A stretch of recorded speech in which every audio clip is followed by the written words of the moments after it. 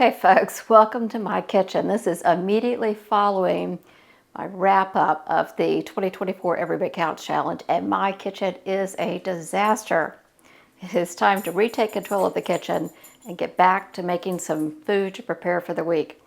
So welcome to Garden Preserve. I'm Carter, and I am so glad you're here today. There is a lot of work to be done. All right, before we get to the heavy-duty cleanup, I want to get started on tonight's dinner. I also want to take this opportunity to thank Thermapen for sponsoring today's video, and we'll talk more about them in a little bit. So I pulled a couple of steaks out of the freezer this morning. They've been defrosted. These are just a couple of little top sirloin steaks, nothing super fancy. So I pulled them out, defrosted them. Now I'm going to dry them off, and then I'm going to heavily salt these. And then I'm going to put them in the refrigerator for at least a few hours, heavily salted. They're going to be uncovered. So what I want to happen here, what will happen here, is that the salt will draw out more of the moisture from the steak. So that when I go to cook this, I can get an excellent sear on these because they're not wet, they're not steaming, right? And I'll have more intense steak flavor because much of the moisture has been drawn out. So think about something like when you dehydrate it. Maybe you dehydrate a tomato, it pulls out all that moisture, and the flavor you get is much more intense with greater depth to it. So that's what I'll get from my steak. Now, you could leave these up to 24 hours. I try for at least 4 to 6 hours, and this is probably, 3 hours today, unfortunately, but do the best you can. So now let's get on with cleaning these up. So as you may know, my canning pantry is downstairs in the crawl space, actually. So over the course of the month, as we're doing this Every Bit Counts challenge, if I were to take all of my jars downstairs, then I'd be bringing them all back upstairs.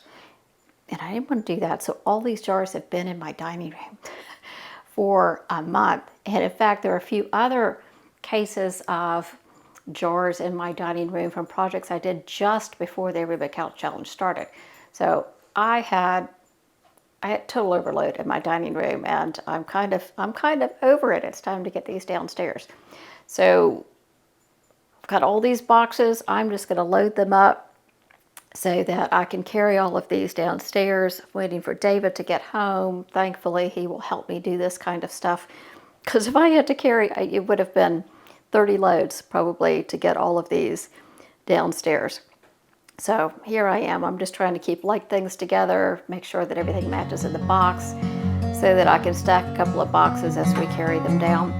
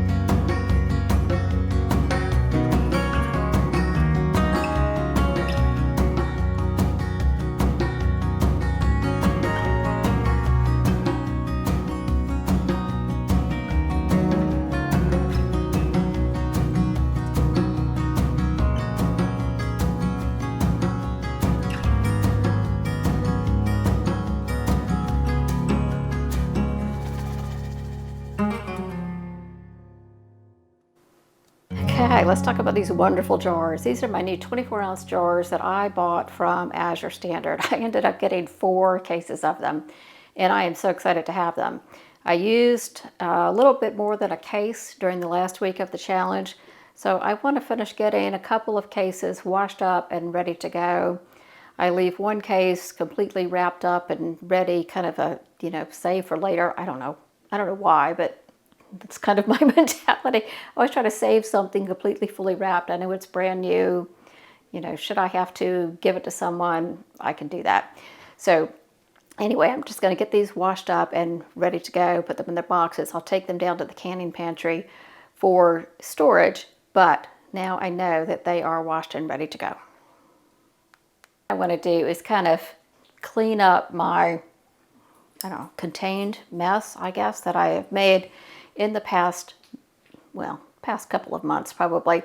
I keep these two baskets in my appliance garage. And one of the baskets is for regular mouth accessories, and the other is for wide mouth accessories, so rings and lids. Well, you'll notice in these big baggies that I have, I keep my used lids that are still in good shape. You know, someone on YouTube is going to pick that up and have a field day with that, and you know, I don't know why we're not supposed to say that, because I'm pretty sure we all do it. I know I do it, and I'm not going to tell you I don't do it. So I got caught in 2020 when there were no lids. I mean, no lids available unless I wanted to pay, you know, more than $1 a piece per lid. It was crazy. So I started reusing my lids then. And I did it until I could get new lids. Now, my first choice is always going to be a new lid, but look at how many I have. The last time I cleaned these baskets out was when I put together the appliance closet. So that would have been March or April. And these are all the lids of jars we have been through since then. And we're supposed to just throw these out, yet you know, we have to reuse plastic bags 42,000 times. So I don't know. I'm keeping them. I have a big bin of them down in my canning pantry, and you know, it is what it is, folks. So don't let people intimidate you that, you know, you're going to poison your family if you are in a circumstance where you need to reuse a lid. So use your best judgment, check it, of course, make sure that it's in really good shape. If you don't have the type of jar opener that does not dent your lid, I'll put a link to that down below. You should definitely get one of those. They're not terribly expensive most of the time. Sometimes they can go up and be crazy pricey, but most of the time they're not too bad. So get one of those and save those lids in the event of, you know, a rerun of 2020 at some point, because it could happen. Okay, David is finally home, so let's get these downstairs. I know it looks like I am just throwing these boxes out into the garage, but David is actually there on the other side of the door. We're doing a little bit of staging in there so that we don't have to leave this door open, you know, with the animals. So I'm going to hand everything to him. He's going to pile it out there in my tailgate, and then we'll take it downstairs in a second. So it'll be so good to have this out of here. All right, so we're going to take these down, and I'll be right back up, and then we're going to get some dinner going for tonight.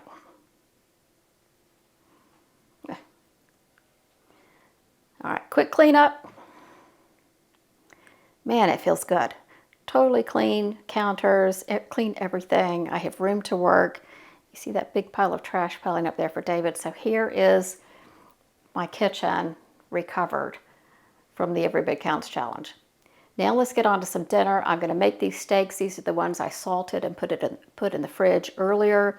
This is some zucchini I just grabbed fresh out of the garden, so I'm going to get that sliced up.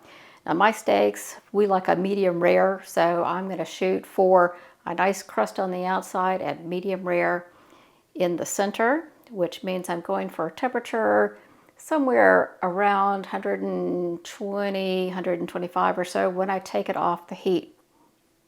This is our steak sauce that we use every time.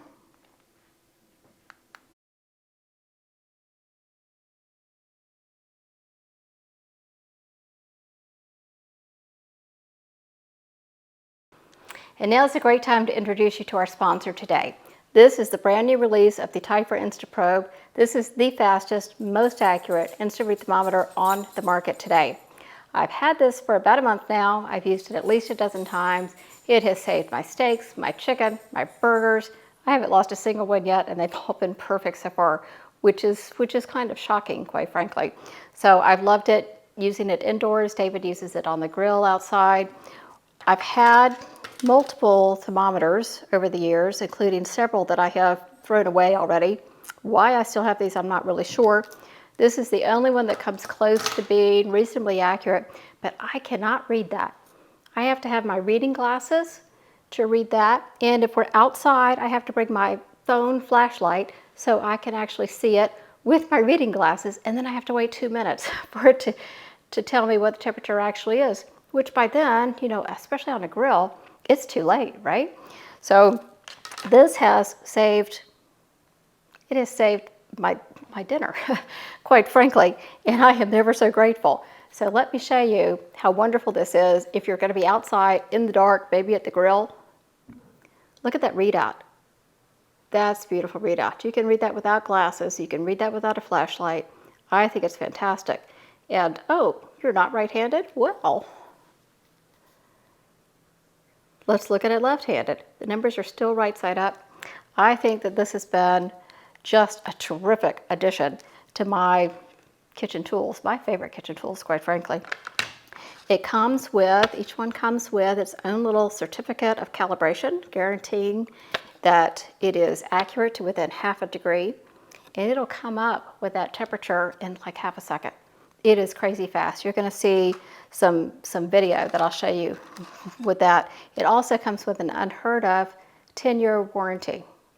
So whether you are making steak or burgers or chicken or thinking about the upcoming Thanksgiving or Christmas turkey, which in my house is sometimes dry and sometimes undercooked.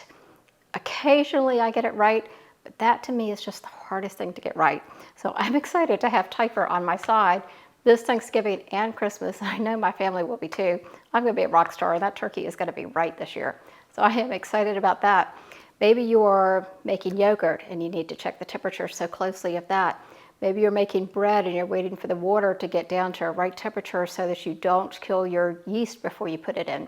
Or you want to check to see if the bread is done and you're looking for that 195, 200 degrees. Maybe you are heating up some oil because you're going to make some French fries, in which case I'm pretty jealous. But maybe you're waiting to get to the exact temperature you need for that. Or maybe you're making candy. There are so many times in my kitchen when I need to know exactly what temperature something is, and I have been let down by all of my previous tools. So I am no longer let down by the Thermapen InstaPro. So in celebration of the new release, Thermapen has given me a discount code to pass on to you. I'll put it right down here. It is Carter GP10. I will include the link in the description below, and in the pinned comment down below that, I'll also include the discount code again. So use the link, use the discount code, get 10% off, be a rock star in your own home, get those steaks right, get the chicken breast right, get that turkey right, your bread, your yogurt, whatever it is, you are going to love this InstaPro. I know I love mine. So thank you so much to Thermapen for sponsoring this video. Show you what really goes on around here. You know I'm not responsible for that dog sitting at the table, but anyway. All right, let's move on to getting some food ready. This is the next day. Now I'm going to get some food prep ready for the rest of the week. So when you're on keto, one of the things that you miss terribly is salty, crunchy stuff. You know, Fritos, Doritos, all those kind of yummy things are just totally out, right? So I make these almond crackers, and I've used the same recipe, and I'll link the original recipe down below. I've used it for gosh, years, 5 or 6 years probably, and I change it up over the years, and I think I've given you one version before where I have nutritional yeast and some black seeds in there, and that's delicious. But I also enjoy putting this goat's milk cheddar cheese in it too. So this time I'm going to add some onion powder, some garlic powder, and about 2/3 of a cup of shredded goat's milk cheese. And these things are fantastic. And as you may know from my last video, or maybe the video before that, the doctors told me I need to make sure I keep my sodium up because my sodium was too low on my last checkup. So I'm going to add lots of sprinkled flaked sea salt on top of these. So it just makes for a delicious snack. And these will keep in the pantry for at least a week. I mean, generally they don't stay around that long because we both love them. So I'm just going to push these out between a couple of pieces of parchment paper, and roll them out as thin as I can get them. And then I'll cut them into little squares and put some sea salt on top and then just press that in. They're going to go into the oven for 20 to 25 minutes. And while they're in there, I'm going to run out to the garden to see what kind of veggies I have to prep for this week.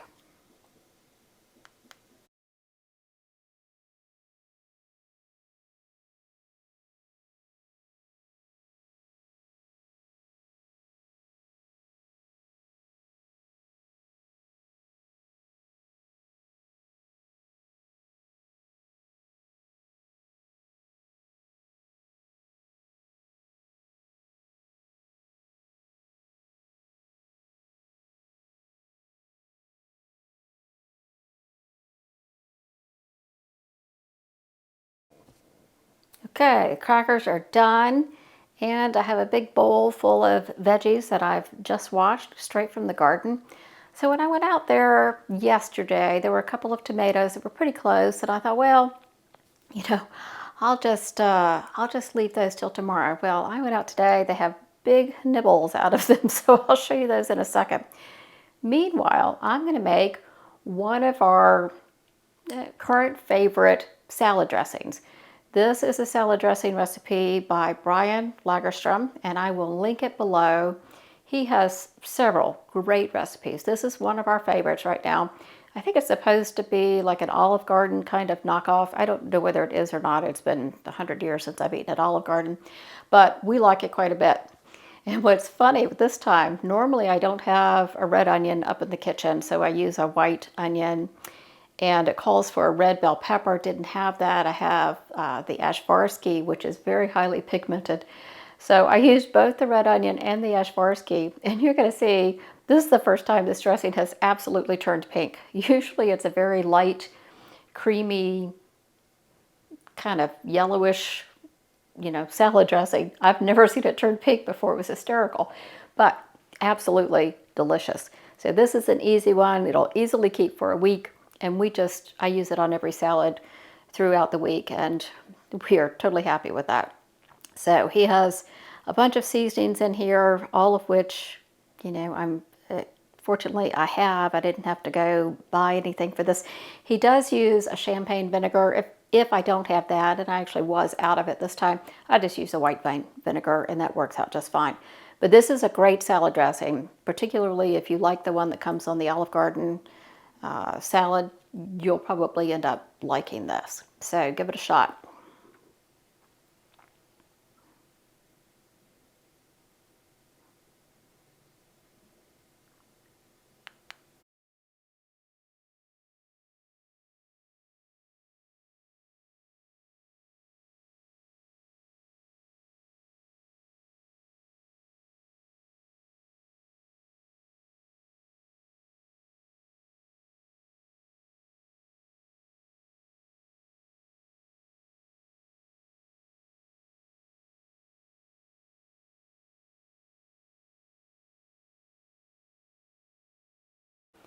All right, let's get on with making a little salad. This salad will last in the fridge for probably 3 days. So here's one of the tomatoes with this big old nibble out of it. I don't really know what it was. It was high up on the trellis, but not at the top of the trellis where you would think a bird. It was, I don't know, it was kind of under some leaves.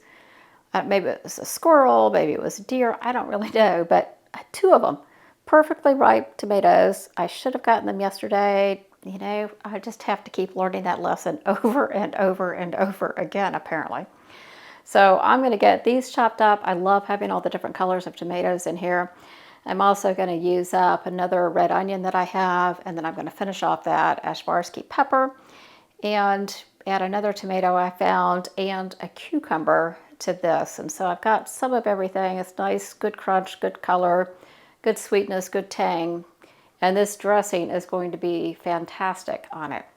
And you'll see I use this dressing, of course, on regular lettuce salads as well, or kale, as you're going to see. That's our leafy green of choice for this week, is some kale.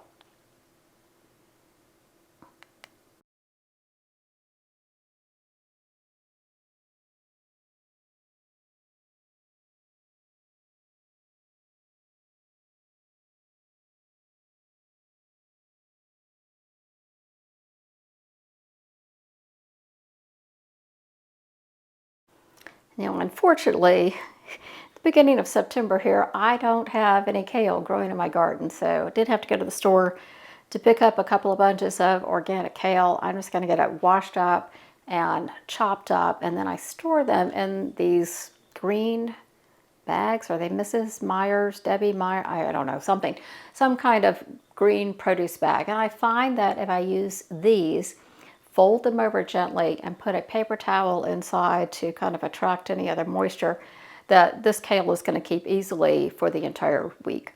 So lettuce can come pretty close to a week, but it does start to, get a little soft at the end. But kale manages absolutely just fine.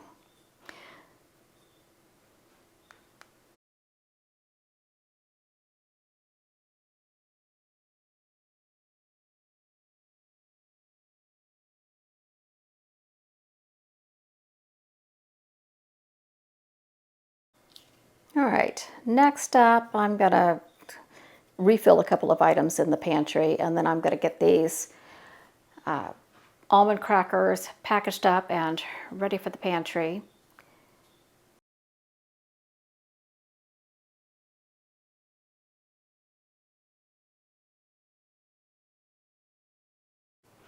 Okay, right at the tail end of the challenge, I picked up my Azure Standard order, and I get from them every time now that I order from Azure, I get a couple of 5-pound bricks of goat's milk cheese. I get a cheddar and a Monterey Jack. Love having them around. It's an A2 cheese, and I have no problems with it at all. So I get the giant brick. It usually has a very good expiration date, many months out. I think this is like July of 2025 is when this one expires. So I have plenty of time to eat it, although quite frankly, by the time I pick up another Azure order in a couple of months, we'll be almost out as we are right now. I have one little package left. So I'm going to package this up and vacuum seal it into these little bags. And one thing I don't know, I never seem to mention for some reason, but someone always wants to remind me that these baggies are reusable. And yes, indeed they are. And many of these that I start with are actually reused bags. I find that I can reuse them one time with this size and this cheese combination.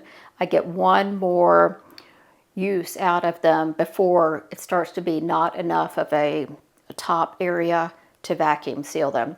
So I do reuse them. Just wash them out really well, and I reuse them. Now I don't reuse the ones that I use for my jalapeno poppers and things because it's had raw bacon in there. So I just use your common sense and draw the line where it makes sense to draw the line. But do reuse what you can. So I'm going to get all these packaged up. I get probably 10 bricks of cheese out of each of these. So I am just really stocked. I keep all these in the garage refrigerator. And it is so nice because each one of these bricks is more than a brick of cheese. Remember, this is goat's milk cheese that I would get from Sprouts and pay probably double what I end up paying for this. So this is a real time saver, money saver for me. Plus, I always have it on hand, which, I like to be well prepared for anything. So it is nice to know that I now have all of this, and I'll do this again in a couple of months, and it'll be time for more.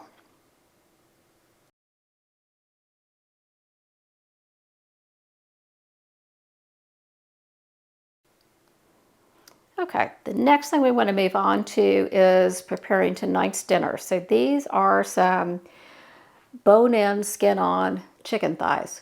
So I like to leave the skin on, but I want the bone to come out. So I'm going to do these on the grill tonight because I have David cooking a London broil as part of our prep for the week as well. So normally I would do these with the skin on. I would do them in a hot skillet underneath a brick or, a press of some sort in the kitchen. I'm going to use the grill tonight because it's easier for me and I don't have to make a mess in the kitchen again. But my preference would be to do these on the stovetop. So I'm just going to take out the bones. I end up saving these bones as I think I've mentioned before. I have some chickens, whole chickens coming in my butcher box order, which should be here this month. So I'll be doing a lot of processing of chicken. So not only canning up the chicken, but also making some broth. So I'm going to save these bones to throw in with that broth.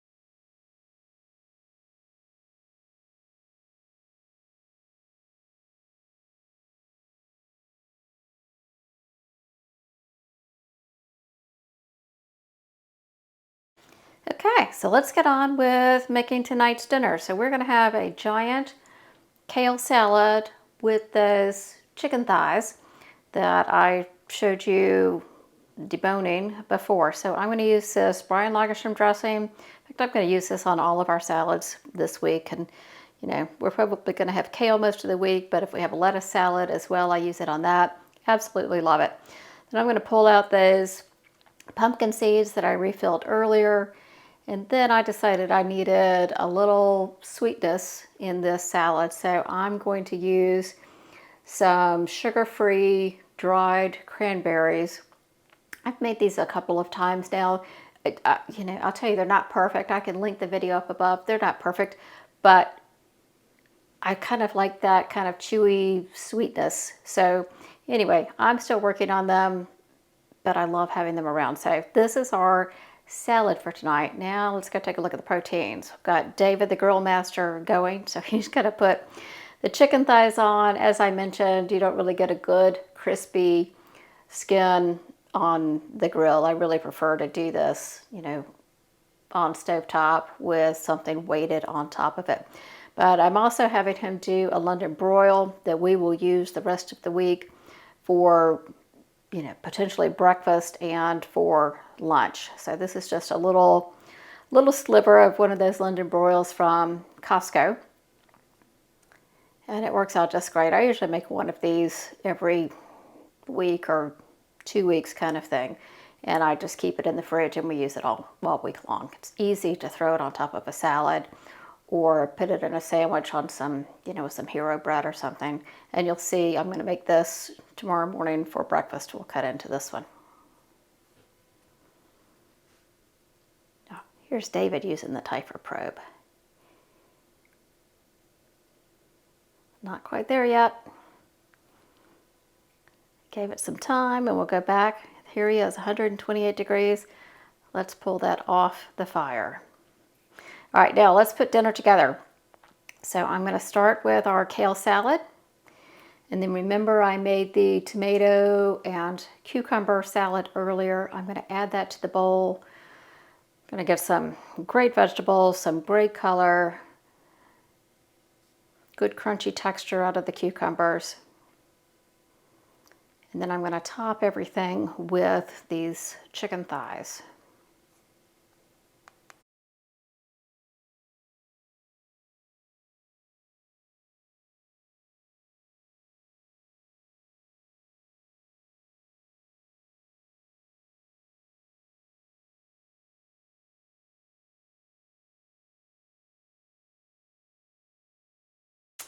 Here is our dinner tonight.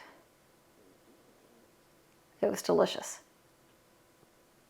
Now a quick peek at breakfast the next morning. I made some cheese toast on our zero carb bread by Hero. And here is that London broil that David grilled for me last night. So this makes a quick and easy breakfast. You can see the cook on it is absolutely perfect. And breakfast is a piece of cake, you know.